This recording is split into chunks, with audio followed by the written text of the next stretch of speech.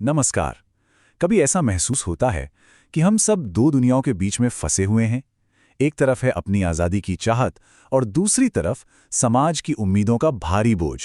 तो चलिए आज इसी गहरे संघर्ष को, इसी कश्मकश को थोड़ा समझने की कोशिश करते हैं।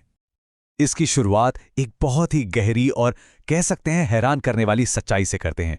सदियों पहले बुद्ध ने कहा था कि मनुष्य स्वतंत्र जन्म लेता है लेकिन मरता गुलाम होकर है।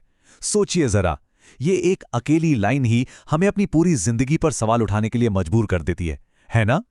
तो फिर सवाल ये उठता है कि ये गुलामी, ये बेड़ियां आती कहाँ से हैं? क्या कोई बाहर से हम पर इन्हें थोपता है या फिर इनकी जड़ें कहीं हमारे बहुत ज्यादा करीब हैं? चलिए इसी सवाल का जवाब ढूंढते हैं। और हैरानी की बात जानते हैं क्या है? ये गुलामी अक्सर वहीं से शुरू होती है जहां से हम सबसे ज्यादा प्यार की उम्मीद करते हैं, यानी हमारे अपने परिवार से। और मजे की बात देखिए, इसे नाम दिया जाता है परंपरा का। कितना खूबसूरत नाम है ना? अब जरा समाज का ये अजीब विरोधाभास देखिए। एक बच्चा है जो हंसता है, गाता है, जिंदगी को खुलकर जीता है, उसे हम क्या कहते हैं? बिगड़ गया है। और वहीं दूसरी तरफ एक बच्चा जो उदास है, बस काम में खोया रहता है, एक मशीन बन चुका है, उसे कहा जाता है कितना संस्कारी है। मतलब जरा एक पल रुककर सोचिए, ये कैसी संस्कृति है भाई?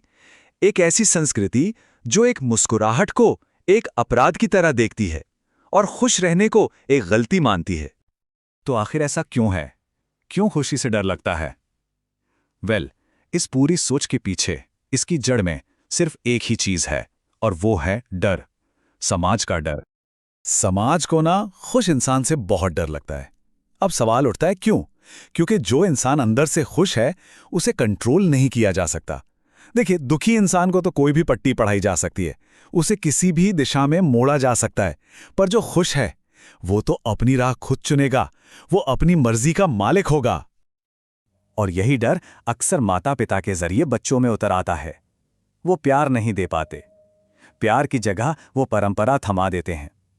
वो चाहते हैं कि उनके बच्चे ठीक वैसे ही जिएं जैसे वो खुद जिए थे।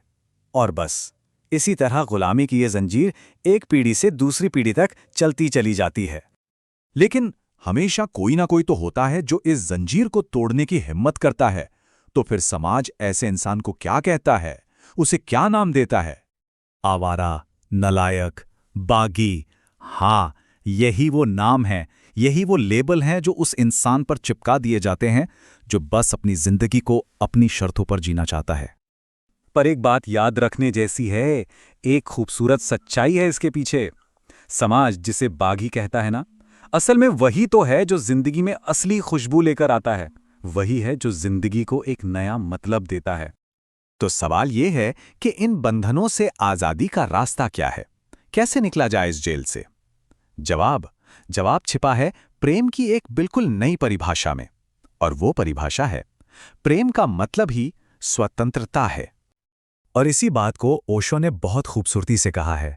वो कहते हैं, जीवन कोई जिम्मेदारी नहीं, एक उत्सव है। सोचिए कितना बड़ा बदलाव है इस सोच में।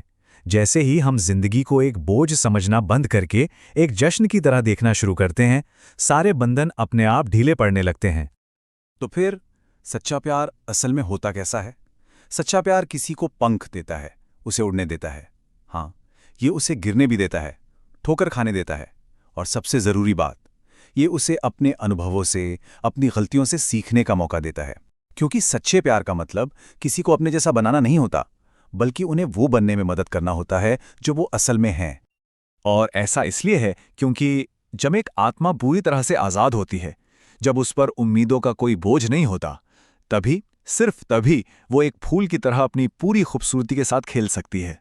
तो आखिर में ये सारी बातें हमें एक बहुत ज़रूरी सवाल पर लाकर खड़ा कर देती हैं। अगर ये मान लें कि समाज एक पुरानी जेल ही है जिस पर बस वक्त के साथ नया रंग रोगन कर दिया गया है, तो सोचने वाली बात यह है कि हमारी अपनी अपनी जेल की दीवारों पर कौन सा नया रंग चढ़ा हुआ है।